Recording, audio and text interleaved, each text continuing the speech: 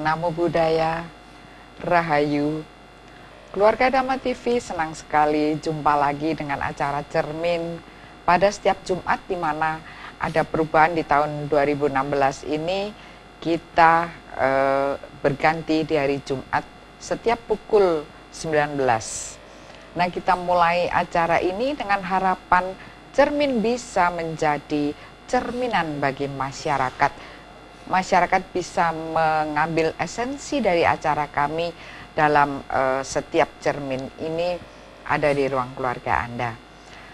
Kali ini tema kita adalah tentang masyarakat adat, di mana kenapa masyarakat adat ini kita ungkap, kita tunjukkan di dalam tema kita kali ini, karena sebenarnya masyarakat adat itu adalah bagian dari masyarakat Indonesia, masyarakat Nusantara, di mana setiap adat, setiap tradisi, suatu peradaban mempunyai satu sumbangsih bagi kemajuan Indonesia ini sendiri. Nah, saya tidak sendiri, telah hadir di studio para narasumber terpercaya. Ada ini Yang Mulia Bante Dhammawijayo Mahatera. Bante, Namo Buddhaya, Bante. Namo Buddhaya, semoga semua makhluk hidup berbahagia. Terima kasih sudah hadir di studio. Dan di sebelah saya ini juga Romo KRT Yudo Dipuro. Rahayu, Romo. Rahayu. Inggih matur nuwun sudah hadir di studio. Dan juga ada spesial tamu ini Romo Profesor Aloysius. Rahayu, Romo. Rahayu, Namo Buddhaya, salam damai dan sejahtera bagi kita semua. Terima kasih sudah hadir di studio. Tema kita adalah tentang adat dalam masyarakat adat. Nah, pertama yang saya tanyakan karena kepada Romo Profesor ini, karena beliau dari negeri timur sana, yang kami ingin tanyakan masyarakat adat itu yang bagaimana dan adatnya itu sendiri bagaimana, monggo. Silahkan Romo Inggih. Terima kasih Bu Ani. Para pemirsa, sebetulnya istilah adat, masyarakat adat bagi bangsa Nusantara, bangsa Indonesia sebetulnya tidak asing lagi. Meskipun lahirnya bangsa Nusantara, bangsa Indonesia ini mengalami perkembangan dari percampuran penduduk dari mana-mana. Kita misalnya bisa mengikuti 4.000 tahun yang lalu atau 2.000 sebelum Masehi, itu sudah banyak penduduk dari luar atau tamu-tamu dari luar sudah masuk ke wilayah Nusantara. Istilah adat dan masyarakat adat ini barangkali istilah khas untuk kita di Indonesia. Ada masyarakat adat yang menyebutnya masyarakat adat, adat istiadat, ada yang menyebutnya adat. Lalu kemudian sesuai dengan perkembangan kebudayaan, istilah adat ini lalu kemudian diadop masuk dalam istilah budaya. Sehingga dalam hal ini pun kalau kita ngomong adat, maka di Indonesia atau di Nusantara ini bisa kita bedakan, ada budaya asli yang bersumber dari adat istiadat masyarakat setempat. Lalu ada budaya-budaya yang masuk ke Nusantara melalui tamu-tamu yang masuk ke dari Indonesia. Negeri seberang. Dari gitu negeri seberang, ya. Oh, itu jadi masyarakat adat itu adalah karena adanya banyak tamu-tamu yang bersinergi, apakah berdagang, apakah memang ada misi untuk penyebaran agama, itu mempengaruhi masyarakat adat itu sendiri, begitu. Kemudian perkembangannya bagaimana itu, Romo Profesor? Jadi menarik. Jadi sebetulnya kalau kita mau mengatakan dulu pada dekade dulu itu kan kita sering mempersoalkan pribumi dan non pribumi. Iya dulu ya. Sebetulnya kalau kita mau telusuri asal usul kita ini sudah mengalami percampuran. Percampuran penduduk, percampuran keturunan, sehingga kita mau telusuri siapa yang benar-benar asli, siapa yang benar-benar pribumi, siapa yang benar-benar non pribumi. Jadi kayaknya sudah tidak relevan lagi kalau kita ngomong pribumi dan non pribumi, karena kita mengalami percampuran perkawinan. Kita mengandaikan kita itu berasal dari dua berasal dari empat berasal dari 8 berasal dari 16, dan seterusnya. Kita tarik kelipatan ke atas itu, kita tidak tahu nama-nama beliau-beliau itu, kita sudah tidak semuanya kenal, dan mereka berasal dari mana kita juga sudah kabur ya. Nah, dari sejarah peradaban kan konon dalam buku-buku sejarah dikatakan bahwa penduduk Nusantara ini mengalami perkembangan, tapi yang banyak dicatat oleh buku sejarah adalah mulai 2000 sebelum Masehi, 4000 tahun yang lalu, itu bangsa-bangsa dari Asia Selatan itu masuk ke wilayah Nusantara. Lalu disusul dengan ada penyebaran agama Hindu, ada penyebaran agama Buddha. Lalu abad 13 mulai ada penyebaran agama Islam melalui pedagang-pedagang Cina, pedagang Gujarat dan pedagang Persia.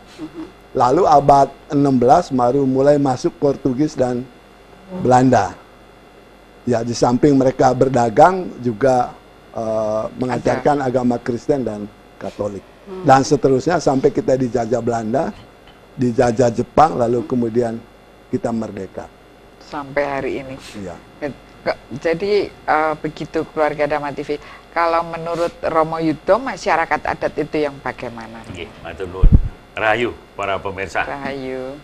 Tentang masyarakat adat ini, kalau kita membahas itu, seperti yang disampaikan Romo Aloysius tadi, sebetulnya bangsa Indonesia ini sendiri, induknya adalah masyarakat adat.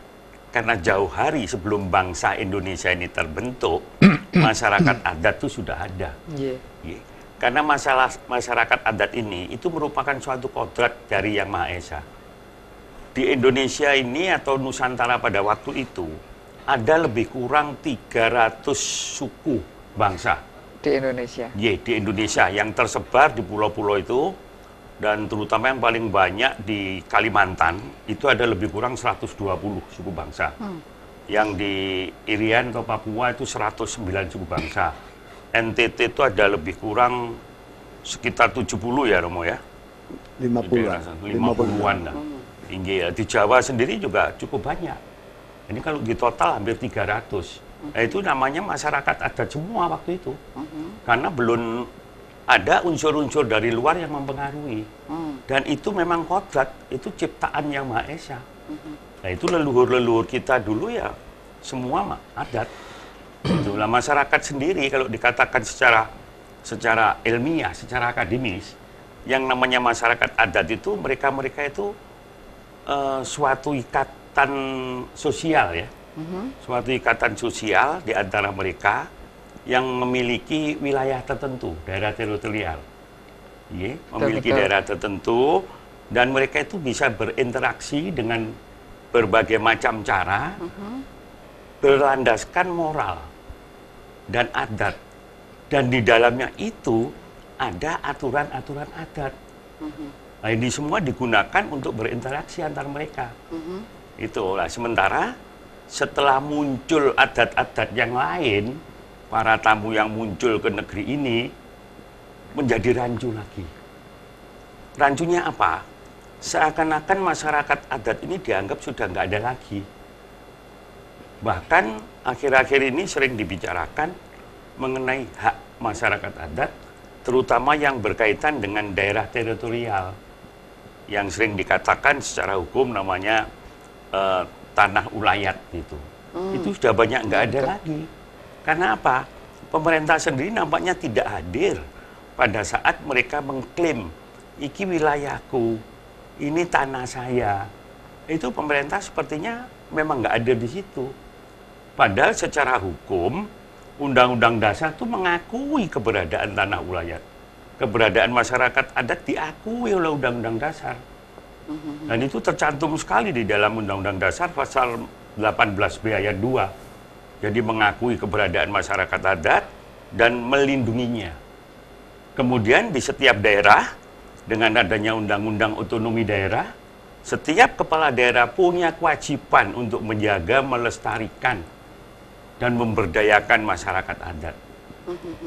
Karena kenyataan di lapangan tidak seperti itu. Makanya sering dari ribut-ribut.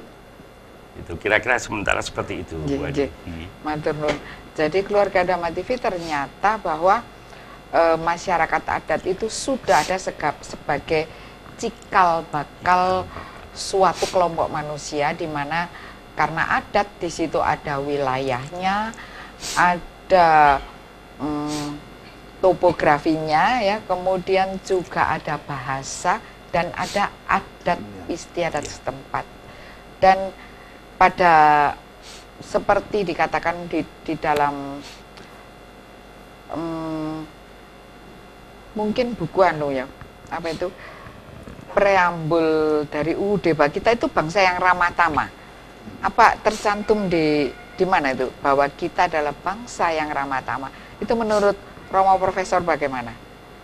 Oh, kita break sejenak ya, karena kita akan mempersilahkan yang satu ini.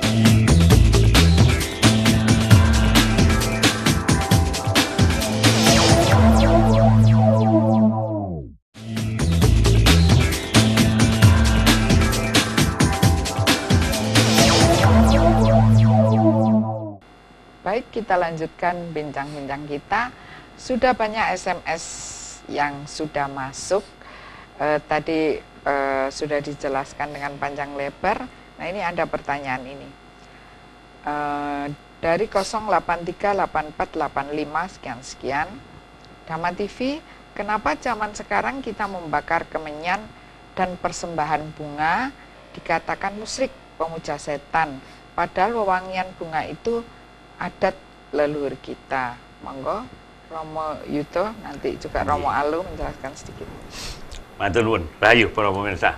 Memang pertanyaan itu pertanyaan yang sangat sensitif. Ya, namun jangan lupa, secara adat bangsa ini sebelum masuk budaya-budaya lain, kita sudah mengenal kemenyan. Bahkan di luar negeri pun, di Timur Tengah sana ada kemenyan.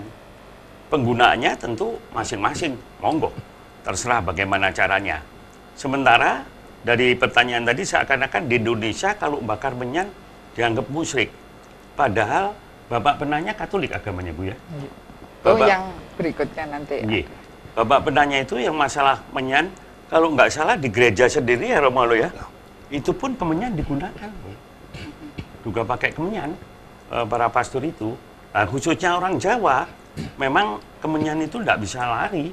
Mesti sering kita pakai, tapi dalam rangka tertentu. Dan setiap acara-acara adat, kemenyan itu perlu, apalagi kami. Yang dari keraton itu, kalau sudah kukusing dupo kemelung, itu yang pakai menyan memang. Ya seperti saya kemana-mana merokok saya kelembak. Itu ya kulon nuwun dulu, dimanapun saya berada tentu kita kulon nuwun dulu. Karena di tempat-tempat itu, ciptaan yang Maha Esa itu, ada yang tidak kelihatan. Ada makhluk lain. Ada makhluk lain di selain kita. Dan makhluk lain itu juga termasuk roh-roh para leluhur kita kan. Itu. Jadi kalau saya kemana-mana, saya juga bawa bunga, bawa rokok tembak. Kalau mbak kemenyan terlalu repot. Jadi dengan merokok itu yang baunya wangi, kayak bunga, katanya orang kayak kemenyan, itu ya namun kulon nuwun pada keluarga-keluarga saya yang sudah halus-halus itu. Dan itu keluarga kita juga, leluhur-leluhur itu. Kalau menurut Bante, apakah itu boleh, Bante? Ya, memang kan kita istilahnya di dalam tata cara upacara itu memang sesuai dengan tingkat kemajuan batin tiap-tiap individu. Masyarakat. Jadi kalau mereka itu batinnya masih belum begitu berkembang, selalu yang ditekankan untuk mengkritik, menjatuhkan, menjelekkan pihak yang lain. Nah, ini sangat kasihan. Maka dari itulah kita ini harus hidup menjadi manusia yang only the knower, selalu tahu akan kewajaran yang dibutuhkan oleh lingkungan, keadaan yang mereka sedang membutuhkan model apa. Maka dari itulah yang dikatakan bahwa puja bakti dengan dupa, dengan lilin, dengan kemenyan ini sesungguhnya ini hanya sebagai yang di luar, tidak inti yang terpenting. Inti yang terpenting itu adalah ini merupakan pancingan, baik yang hadir di sini, yang sebagai manusia mereka merasa kok harum ya, kok menyenangkan ya, Senang. indah sekali. Ini baunya seneng loh aku. Nah, dengan demikian ini makhluk yang lain mungkin yang halus juga kita tidak katakan bahwa itu setan, tetapi kita katakan mereka makhluk yang dulunya juga manusia, ingin mereka juga bahagialah di alam mereka. Jadi kita jangan menghujat mereka itu setan. Lalu siapakah yang tahu bahwa ini setan, yang itu malaikat? Siapa yang tahu? Tidak ada yang tahu. Jadi kita jangan mendiskreditkan makhluk halus dengan cara agama lain itu setan, agamaku itu malaikat. Nah itu kan terlalu ngomong seenaknya dewe, kan tidak pantas seperti itu. Marilah kita menjadi manusia yang tahu kewajaran, apakah itu setan, apakah itu malaikat, tidak peduli, yang penting mereka makhluk yang sama-sama ingin bahagia. Maka dengan demikian ini kita sebagai umat Buddha ditekankan.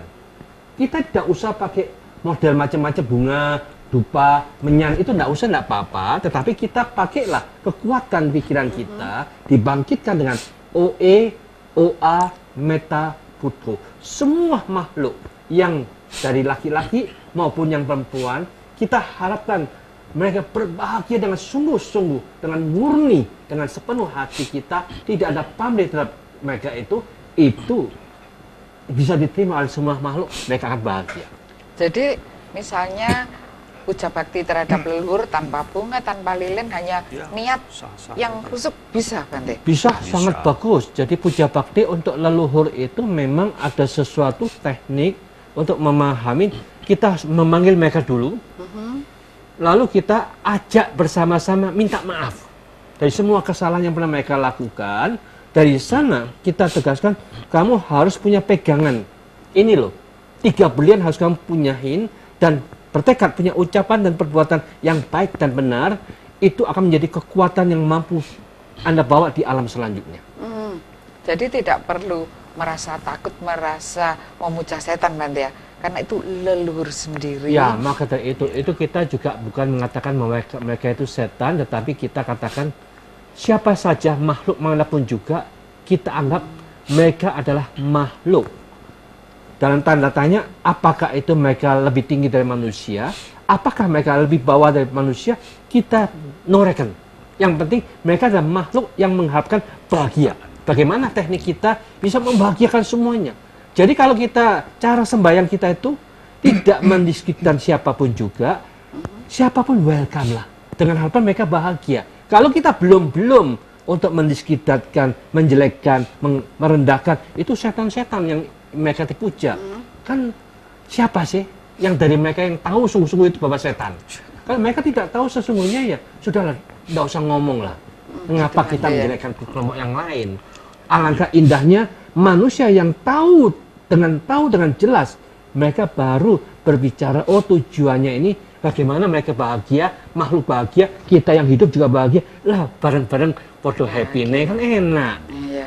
Jadi itulah makanya Dhamma TV selalu sering mengatakan Sabe Satta Bhawantu Sukhitata.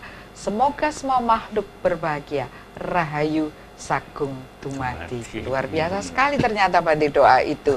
Ya, maka dari itulah.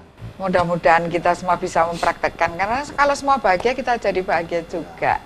Romo Profesor, kalau masyarakat adat di sana apakah ada misalnya penghargaan terhadap makhluk lain atau leluhur semacam itu di Flores sana, Romo? Nah, jadi betul apa yang disampaikan Romo Yudo dengan Bante tadi. Jadi memang masyarakat kita ini tidak semuanya memahami sebetulnya apa yang harusnya kita lakukan. Jadi sebetulnya setiap adat, setiap kepercayaan, setiap agama itu kan mengenal macam-macam ritual. Setiap ritual yang dilakukan itu kan butuh sarana, butuh simbol. Nah, justru yang penting bagi manusianya, gitu. Jadi, dan itu sangat tergantung kebiasaan masing-masing, ya kan? Jadi kalau kita tidak punya kebiasaan itu, kita tidak perlu mempersoalkan kebiasaan orang lain. Nah, sebetulnya kalau kita sadari bersama, kewajiban kita sebagai ciptaan pencipta alam semesta ini kan pertama itu kan kewajiban pertama kita itu kan menyembah pencipta alam semesta sebagai sumber kita ada. Lalu dalam kita menyembah ini kan lalu mengucapkan syukur, lalu memohon. Nah, yang harus kita bedakan ini kan kata menyembah, menghormati, dan menghargai. Kita hanya menyembah pada pencipta. Sedangkan istilah menghormati itu hanya pada orang tua, leluhur, orang-orang berjasa, lalu sesama kita.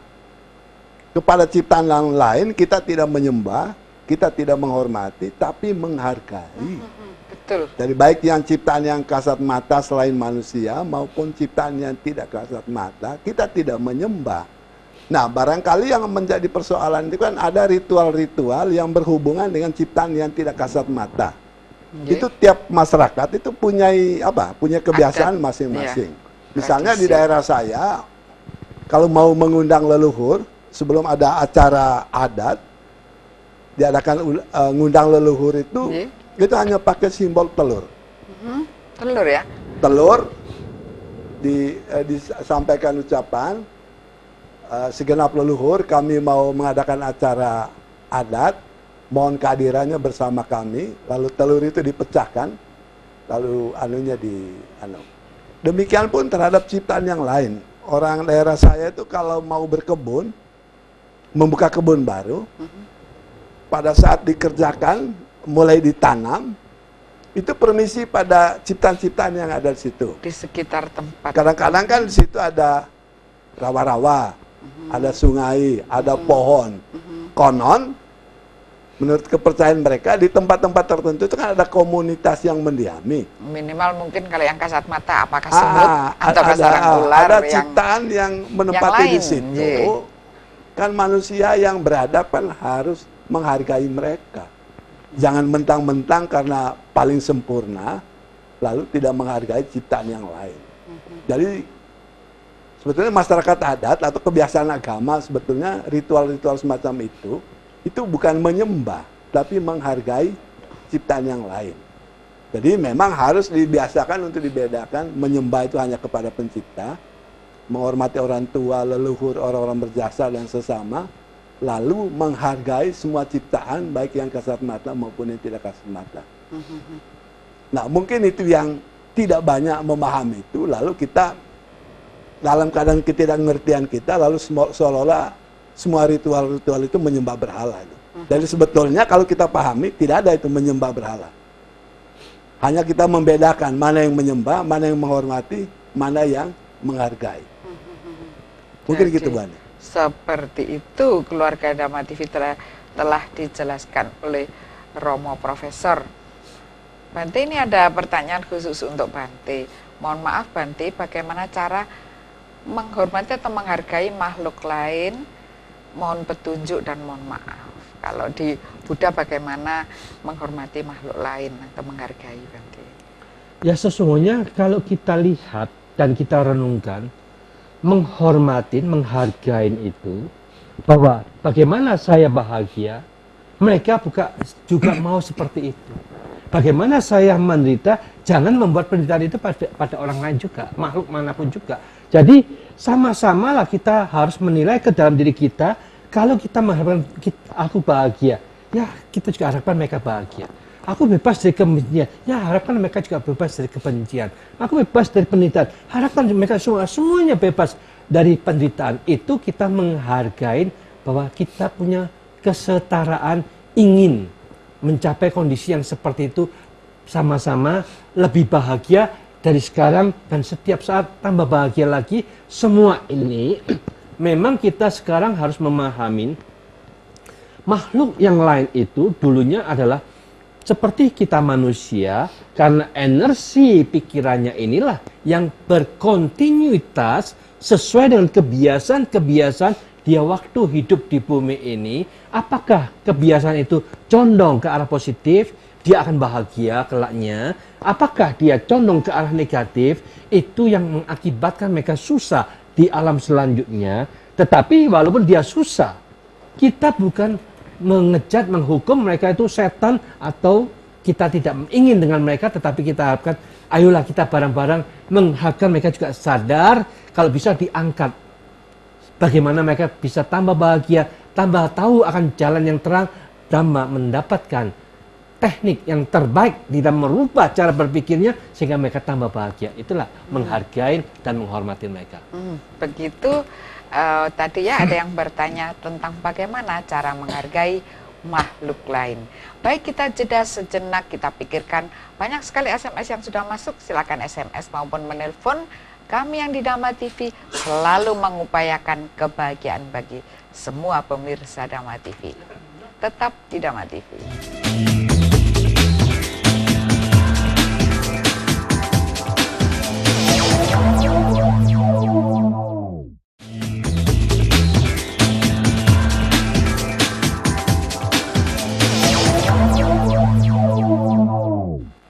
Baik, kita lanjutkan bincang-bincang kita. Jadi, cara menghargai makhluk lain, cara menghormati leluhur, demikian seperti yang dikatakan Bante tadi. Dan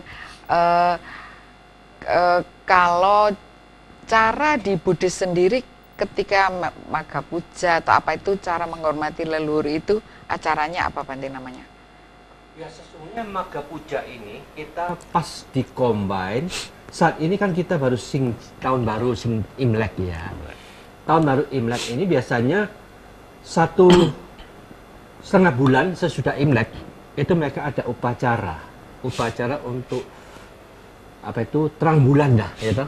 Jadi terang bulan ini adalah satu penghargaan. Pada saat itu juga di bulan yang terang benderang ini, di zaman Sang Buddha itu 2.500 lebih itu lalu, bisa berdatangan 1.200 biku yang sudah suci murni batinnya, tidak perlu dikontak, tidak perlu diundang, karena mereka bisa datang bersama.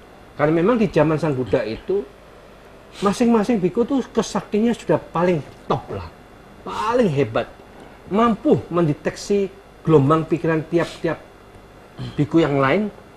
Apa yang mereka pikirkan tahu semuanya, karena sama-sama murninya. Maka ketika Sang Buddha meditasi itu mungkin beliau yang mengatakan, ayo kita datang, kita bertemu di sini. Nah, ketika Sang Buddha sudah datang, Sang Buddha, mereka semua datang ini sudah murni sempurna. Disitulah hanya beliau mengajarkan inti dari semua inti agama, yaitu dikatakan kesabaran ini adalah latihan yang tertinggi. Kesucian dan kemurnian merupakan kebahagiaan yang paling tinggi. Barang siapa yang mau melaksanakan ini, mereka itu harus punya ucapan yang benar, tingkah laku yang benar, pola berpikir yang benar. Apapun aktivitas yang negatif jangan dilakukan, apapun aktivitas yang positif, ayolah kita bareng-bareng dengan penuh semangat untuk mengembangkan yang positif, yang berguna, yang bermanfaat untuk semua masyarakat. Apapun yang mampu mengendalikan pikiran, yang membuat kita lebih damai dan lebih hening, mari kita jalankan, kembangkan di dalam spiritual kita masing-masing. Adat istiadat yang diajarkan Sang Buddha seperti ini, kalau dilaksanakan, dunia ini akan lebih damai, akan lebih bahagia. Jadi itulah yang dikatakan semua agamawan mengharapkan bagaimana kita mampu menciptakan tradisi yang terbaik sehingga masyarakat kita lebih damai, lebih bahagia. Marilah kita tidak usah ragu-ragu, pilihlah, ambil pedoman-pedoman yang mampu membuat kita lebih damai, lebih bahagia, dan lebih terbaik. Jadi dengan demikian tidak perlu ragu-ragu bahwa ajaran beliau yang tersadarkan ini sangat luar biasa. Luar biasa sekali keluarga Dhamma TV. Jadi ternyata kelihatannya Nusantara juga terkena itu, Romo ya, terkena ajaran Buddha yang baik tadi, sehingga masyarakat adat itu juga memegang atau mempraktekkan Gomo Budi tadi, Gomo Buddha tadi itu. Nah, kalau menurut Romo Aloysius, ketika masyarakat di sana, di desa Penjenengan itu, apakah ada juga yang beragama Buddha atau melakukan budi pekerti? Yang Buddha kan artinya sebenarnya berperilaku baik, artinya sadar, paham, benar gitu. Bagaimana, Romo? Di setiap komunitas masyarakat adat memang yang di Flores itu kan rata-rata mayoritas Katolik dan masyarakat adat kan, kepercayaan asli adat. Oh begitu ya. di sana memang saya kira hampir sama dengan dilakukan oleh agama-agama lain dulu. Waktu agama Katolik itu masuk, itu kan sangat menghargai adat. Begitu ya. Jadi ada proses inkulturasi atau interaksi. Jadi agama Katolik tidak menghilangkan adat, tetapi adat juga menerima kedatangan dari kehadiran dari agama Katolik. Saya kira agama Hindu, Buddha, lalu agama Islam yang dikembangkan oleh para wali songo dulu, juga di Jawa khususnya, itu juga kan menggunakan pola seperti itu. Sehingga masyarakat kita ya tetap damai, tentram. Bisa menerima. Nah, gitu. begitu kita membenturkan satu sama lain, ingin menghilangkan satu di antara dua Adat, yang berbeda, iya. maka biasanya terjadi benturan kan di situ. Jadi hampir di sana tidak ada masalah. Jadi interaksi antara agama Katolik sebagai agama yang dibawa oleh tamu-tamu dengan adat setempat itu hampir dikatakan terjadi harmoni karena saling menghargai, saling menghormati dan tidak saling menghilangkan. Saling isi mengisi Ya. malah menuju lebih baik. Ya. Gitu ya. Jadi saling melengkapi ya kalau Saling kita melengkapi, menggunakan nggih. dari saling melengkapi. Jadi nilai-nilai lama dipertahankan tapi nilai-nilai baru juga Berikan. diberikan untuk ya kalau mau kita katakan baik adat yang telah dimiliki masyarakat maupun agama-agama itu kan intinya sebetulnya kan pedoman hidup. Kalau dalam bahasa agama kita kan pedoman hidup itu baik pedoman hidup waktu masih kita hidup di dunia maupun itu nanti sekaligus merupakan bekal kita nanti setelah kembali. Toh nanti kan di alam sana ketika raga kita diperabukan, ditanam, kan roh kita kan masih hidup di sana. Di alam Jadi, yang lain. ya, Bante tadi mengatakan bisa menjadi lebih baik Bisa sesuai menjadi lebih dengan keseharian kita, Bante ya. Pikiran kita ketika hidup di dunia ini, apa pikiran kita? Kalau Anda terlalu gila dengan gadget, terlalu dengan dunia internet ini, nanti ketika Anda pulang ke alam sana, Anda akan masuk dunia maya, dunia yang tidak jelas karena dunia dumai ya, dunia maya. Bisa begitu. Kalau Anda ada ketertarikan, aduh saya belum puas untuk menjadi seorang pesepak bola yang handal, ketika Anda terlahir lagi, Anda bisa masuk lagi di klub-klub yang bagus, mungkin bisa masuk Barcelona atau Manchester United. Bisa begitu, dan itu tidak hayal ya, itu bisa Anda rasakan sendiri. Kenapa hari ini Anda menjadi seperti diri Anda sendiri? Bila Anda baik, maka berarti Anda sudah berkali-kali hadir di dunia ini dan mampu merefleksikan karma-karma terdahulu untuk hidup lebih baik di dunia ini. Pasti begitu jawabnya. Tentang masyarakat adat, bila tadi Bante mengatakan bahwa bila kita ini baik, maka bila masyarakat ini baik, tertata dengan aturan-aturan yang baik, maka akan mampu membawa masyarakat menjadi lebih baik. Romo Yudo, kalau tentang masyarakat adil dan makmur, apa betul dari awal seperti yang dikatakan Bante tadi, Romo Yudo? Nggih, Rahayu. Memang betul apa yang dijelaskan Bante sekali. Kalau bagi para pemirsa mengikuti benar ajaran-ajaran diberikan oleh Bante, itu sudah cukup. Yeah. Bagaimana kita memahami bahwa kita itu punya leluhur, kemudian leluhur kita yang dulu-dulu dinamakan juga masyarakat adat, Bu, ya, yang itu selalu mengajarkan hal-hal yang baik. Karena seperti ada pertanyaan tadi, bagaimana caranya menghormati, menghargai leluhur.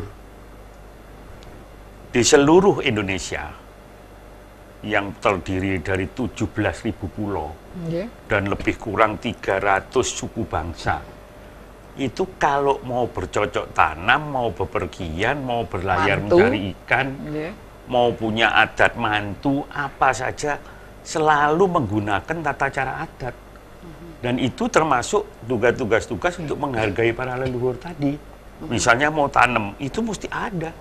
Harinya. Diacarakan hari-hari tertentu, dipilih, kemudian apa umbur rampengnya. Itu semua sudah disiapkan.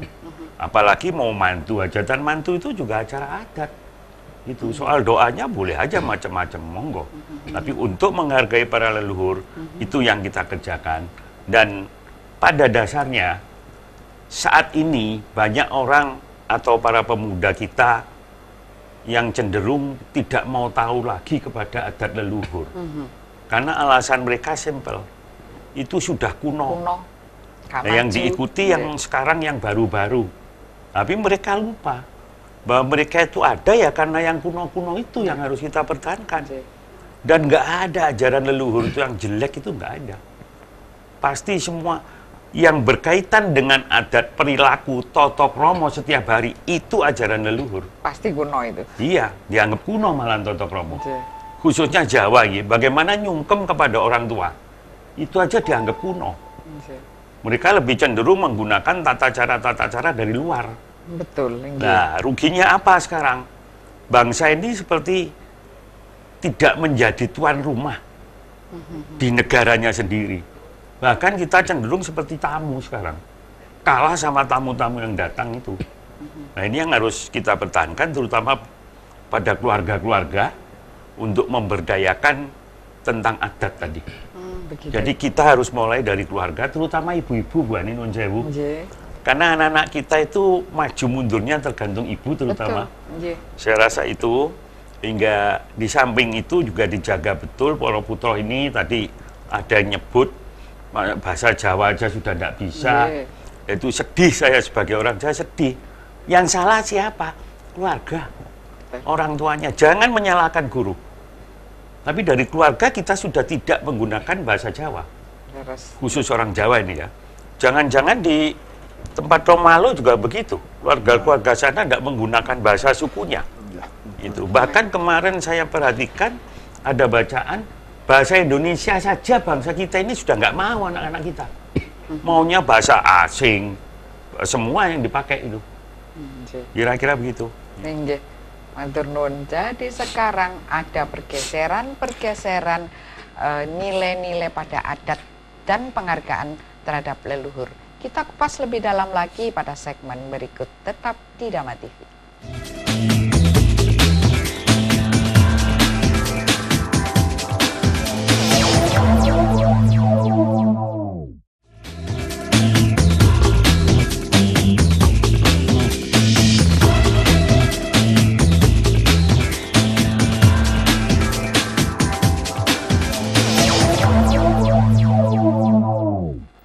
Luar biasa sekali. Jadi itu tadi pertanyaan dari Bapak Mujiono Sukun yang bertanya kenapa anak sekarang kurang memahami tata bahasa Jawa, di lain tempat masih ada, padahal di orang Madura di dalam keluarganya berbahasa Madura. Ya, orang Sunda di dalam keluarganya berbahasa Sunda. Lah orang Jawa di dalam rumah. Nah, itulah.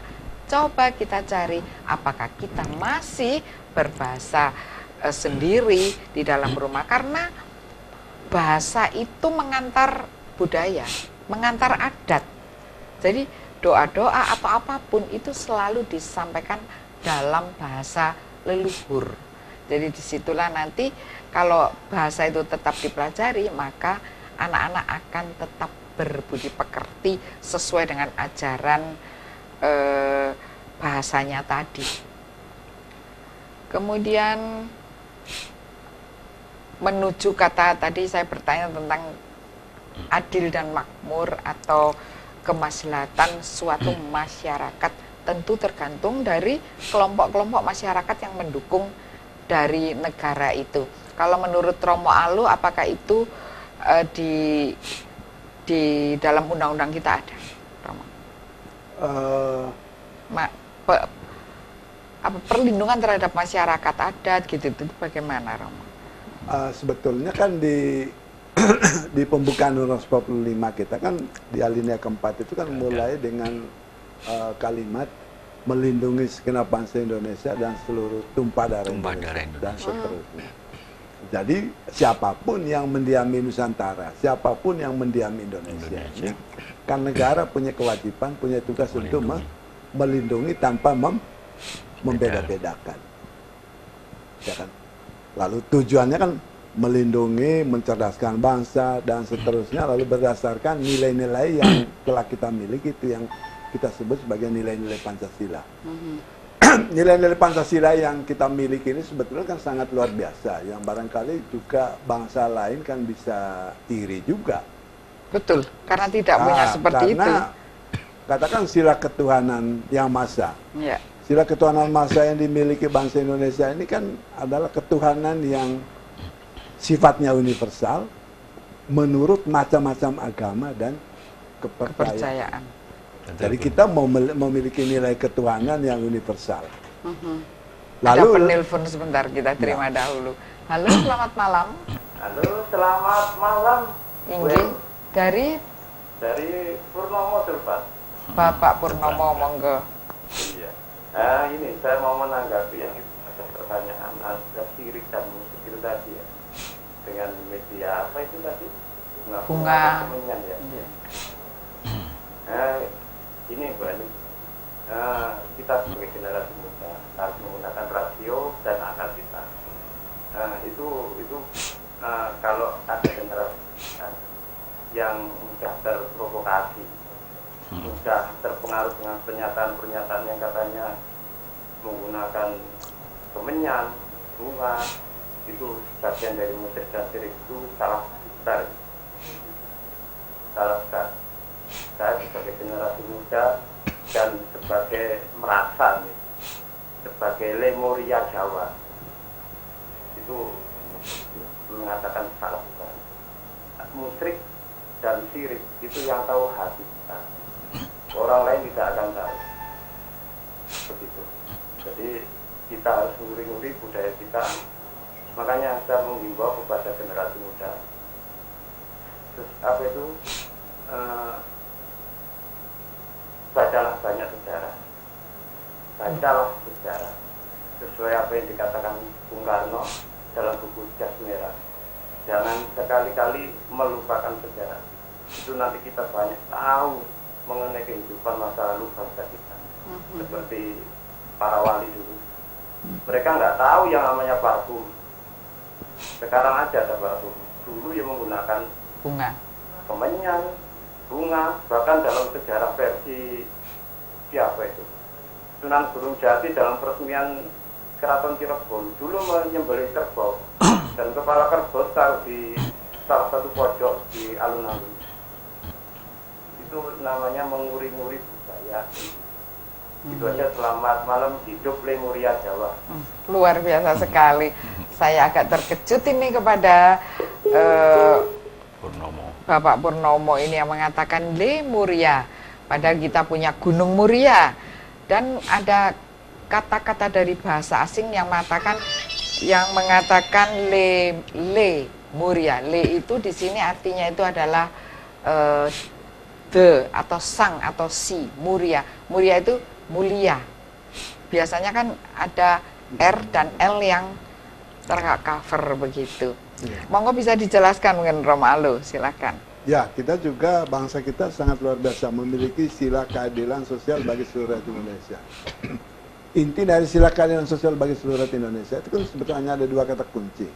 Menghormati persamaan hak dan menghormati perbedaan. Karena bangsa ini kan sangat berbineka tunggal ika. Betul. Tidak ada pilihan lain, kita harus siapapun harus menghormati perbedaan yang ada dalam bangsa ini. Nah, persatuan NKRI ini juga persatuan dalam kebinekaan, dalam beragam atau bermacam-macam kemerdekaan. Lalu kita memiliki ciri demokrasi musyawarah mufakat. Kalau musyawarah mufakat tidak tercapai, baru boleh hitungan suara. Tapi kan kita sudah kebablasan, karena kita sudah terpengaruh oleh pengaruh demokrasi dari luar juga. Hampir sila keempat Pancasila kita tinggalkan. Kita abaikan, ya. Nah, terkait dengan pertanyaannya Bu Ani tadi kan sila kelima, keadilan sosial bagi seluruh rakyat Indonesia. Itu kan sebetulnya intinya bagaimana negara ini mensejahterakan seluruh rakyat. Mensejahterakan lahir dan batin. Ya, sebetulnya itu yang kita harapkan kan dari semua keberhasilan pembangunan kita ini kan endingnya harus mewujudkan masyarakat yang sejahtera, lahir dan batin. Iya, luar biasa sekali. Keluarga Dhamma TV, mungkin ada tambahan dari Bante bagaimana menuju kehidupan yang lahir dan batinnya ini bahagia, Bante? Ya, memang ini lahir dan batin bisa bahagia. Kita kalau lihat dan renungkan secara duniawi, siapapun yang mau maju secara duniawi, dia harus bekerja, ulet, semangat. Demikian juga siapapun yang mau kaya dalam batin, ternyata dia juga harus bekerja ke dalam. Bekerja, dan bekerja. Bagaimana kita pandai mengarahkan pikiran selalu positif. Karena positif itulah sesungguhnya buah kebahagiaan yang akan kita dapatkan. Sedangkan siapapun yang tidak percaya akan hukum aksi dan reaksi, tetapi bila mana pikirannya dia selalu negatif, buahnya tetap juga dia menderita sendiri. Maka dengan demikianlah, marilah kita jangan percaya atau tidak percaya, tetapi lihatlah ke dalam kenyataan, dalam pikiran kita secara pribadi, apakah betul pikiran negatif itu membuat kita menderita. Kalau Anda sudah sadar seperti ini, marilah kita mulai sekarang hentikan kebiasaan cara berpikir yang negatif itu, harus kita buang dengan tegas sebagai sampah yang tidak ada gunanya. Tetapi apapun kebiasaan kita yang membangkitkan pikiran positif, berbicara dengan pikiran positif, melakukan dengan pikiran positif, ini hasilnya sangat efektif membuat kita lebih bahagia, lebih damai, lebih ada hasilnya. Kita tidak pernah kehilangan teman-teman. Dengan demikian, kemanapun juga ucapan kita ini ditentukan oleh pola pikir kita. Selama kita berpikiran positif, di dalam berkaulan dalam masyarakat, adat yang baik seperti ini dibiasakan cara ngomong kita, tingkah laku kita, dan dimulai dari pikiran kita yang selalu positif, maka mulai sekarang ini, secara duniawi Anda sudah jalankan dengan semangat, bekerja dan bekerja. Secara spiritual Anda pun bekerja, selalu menyebutkan sadar, damai, tidak pernah berhenti. Tiap detik dibangkitkan. Dengan demikian Anda pun menjadi manusia yang luar biasa, pandai menggunakan waktu dan pikiran selalu positif. Disitulah yang dikatakan revolusi mental telah Anda jalankan, Anda laksanakan secara pribadi. Masyarakat semuanya melaksanakan seperti ini. Ini akan menjadi sumber daya manusia yang sangat luar biasa. Kebiasaan, adat masyarakat seperti ini dikembangkan. Kita akan menjadi satu-satunya permulaan untuk merevolusi mental di dalam Malang Raya ini, sehingga masyarakat kita lebih damai, lebih bahagia, sehingga keadilan, kedamaian, kebahagiaan secara spiritual akan terbentuk. Akhirnya ketika kita kaya batin kita akan tahu trik, teknik, cara untuk mengembangkan kekayaan secara duniawi. Bagaimana? Disitulah yang dikatakan intuisi kita, kreativitas akan muncul. Dengan demikian keadilan, kesejahteraan yang diharapkan secara duniawi juga akan kita dapatkan. Maka alangkah indahnya, mulai sekarang marilah kita bareng-bareng bersama untuk merubah mindset, pola berpikir kita menjadi bagaimana kita membiasakan pola berpikir positif. Dengan sistem ini, yang di luar akan tahu bahwa positive thinking akan mengakibatkan yang dilakukan, yang diucapkan juga positif, membawa manfaat, membawa faedah untuk semua makhluk. Jadi dengan inilah yang dikatakan masyarakat yang beradat akan dikembangkan, dimulai dari diri kita masing-masing. Kita akan menjadi kumpulan-kumpulan manusia yang menjadi masyarakat di lingkungan yang selalu beradat seperti ini, akan membawa kemakmuran, keadilan, dan kebahagiaan akan terciptakan di mana-mana. Ya.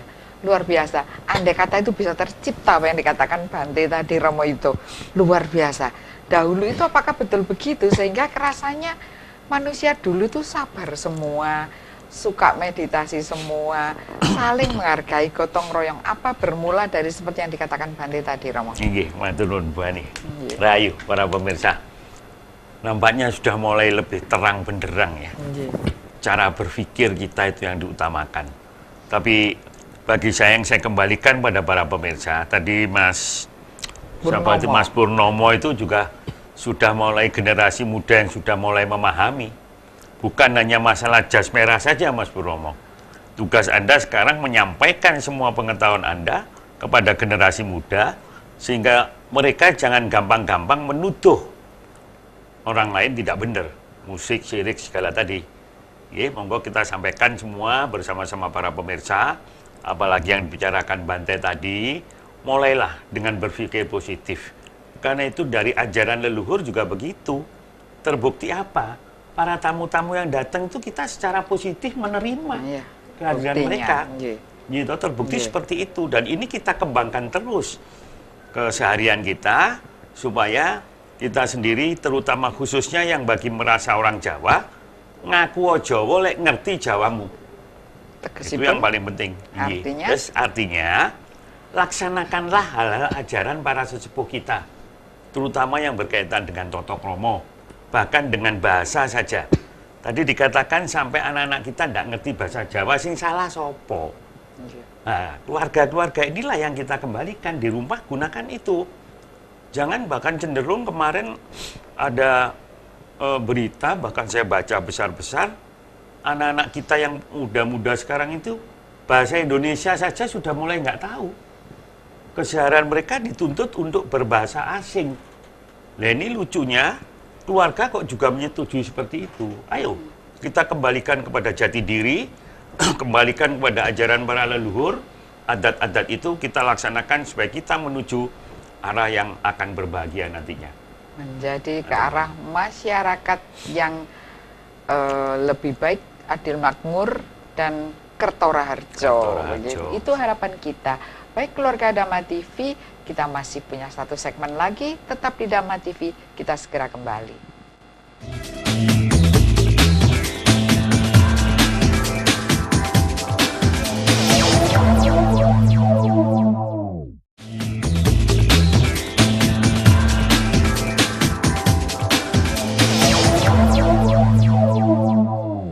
Baik keluarga Dhamma TV, kita lanjutkan segmen terakhir ini. Kami persilahkan yang bagi yang menelpon maupun bagi yang ingin SMS. Baik, ini kalau menurut Romo Profesor Aloysius, apa yang bisa kita kerjakan menyikapi masyarakat adat yang berbeda-beda adatnya ya di Nusantara ini, dan juga banyaknya suku-suku di negeri kita ini, banyaknya juga agama, monggo Romo. Baik, terima kasih Bu Ani. Jadi tanggung jawab negara dan tanggung jawab kita semua untuk memelihara dan menjaga bangsa ini ke depan, tidak lain adalah kita melestarikan nilai-nilai adat yang ada, melestarikan nilai-nilai budaya, agama, kesenian, bahasa, teknologi, dan nilai-nilai yang lain yang begitu beragam ada di bangsa kita. Itu semuanya harus dijaga dan dipelihara. Lalu kita pelihara harmonisasi agar satu sama lain itu terjadi interaksi, saling mengisi, saling mendorong, saling saling melengkapi, sehingga ciri bangsa kita sebagai bangsa yang toleran, yang ramah tamah, yang toto tentrem, kertora harjo, itu tetap kita pertahankan sebagai ciri bangsa yang sangat pluralistis, sangat berbineka tunggal ika di dunia ini. Ini kita pertahankan ciri itu. Dan saya kira itulah yang menjadi keunggulan bangsa kita yang sebetulnya tidak dimiliki oleh bangsa-bangsa lain. Kebinekaan, keberagaman dengan segala macam keberagaman itu harus kita pelihara, kita lestarikan, kita memelihara harmonisasi. Ya harmonisasi ini tentu sebetulnya kita kan membangun harmoni hubungan dengan pencipta alam semesta, membangun harmoni dengan hubungan antar sesama kita yang berbeda-beda itu, dan jangan lupa membangun harmoni dengan alam ciptaan pencipta, dan karena juga itu dengan makhluk-makhluk yang dengan termasuk ciptaan-ciptaan yang lain, karena itu kita merupakan kesatuan di bawah ciptaan pencipta. Jadi kalau leluhur kita dulu kan sederhana, mereka dulu dekat dengan pencipta, dekat dengan Tuhan. Lalu yang kedua, bersahabat dengan alam, termasuk bersahabat dengan semua ciptaan. Kita ini kan dekat dengan Tuhannya juga tanda tanya kan, seperti apa kita dekat dengan Tuhan, lalu bersahabat dengan alam termasuk dengan semua ciptaan yang lain itu juga tanda tanya itu. Ataukah kita ini sudah terkontaminasi malah merusak semua hubungan, semua harmoni yang sebetulnya kita telah miliki. Mungkin begitu, Bu. Iya, terima kasih. Saya tambahkan sedikit ya, Bu iya, Ani. monggo. Yang disampaikan Profesor Alu tadi memang sudah kompleks sekali ya. Tapi ada satu yang tadi tidak kesebut. Iya. Di dalam masyarakat itu ada sebuah kepercayaan yang sering sangat dipatuhi, Bu. Kepercayaan di sini adalah kepercayaan kepada pencipta. Masyarakat adat punya kepercayaan sendiri dan selalu dilaksanakan menurut adat mereka. Contohnya kata Dan bahkan ratusan ada di Wah, Indonesia. ratusan itu adatnya, Bu. Ya, paling tidak di negara kita ada lebih kurang 300 suku bangsa. Dan setiap suku bangsa yang namanya masyarakat adat itu punya kepercayaan. Kepercayaan kepada siapa? Kepada Sang Pencipta. Apapun namanya menurut bahasa masing-masing suku. Dan di dalam tata cara dia menyembah atau berdoa dan lain sebagainya, spiritual mereka punya cara masing-masing secara adat. Nah, termasuk di dalamnya kalau di negara ini yang sudah mengakui tentang kepercayaan kepada Tuhan Yang Maha Esa, itu tidak hanya masyarakat adat aja yang punya, tapi bangsa ini sebagian besar dari turunan-turunan dulu juga percaya kepada Yang Maha Esa, apapun namanya. Dan ini juga harus dipertahankan dan dilestarikan karena memang ada. Jadi selain apa yang dikatakan Profesor Alusius tadi, kepercayaan spiritual juga tetap harus dijaga. Karena bagaimanapun, undang-undang yang mengayomi itu sudah ada. Bagaimana memberdayakan masyarakat adat. Tapi yang terjadi, saat ada masalah, pemerintah tidak hadir. Tidak ada. Iya, tidak muncul. Padahal aturan-aturannya sudah ada, sudah jelas. Dari undang-undang, dari pemerintah pusat, peraturan-peraturan di daerah, juga ngayomi, melindungi, memanfaatkan, memberdayakan itu ada semua.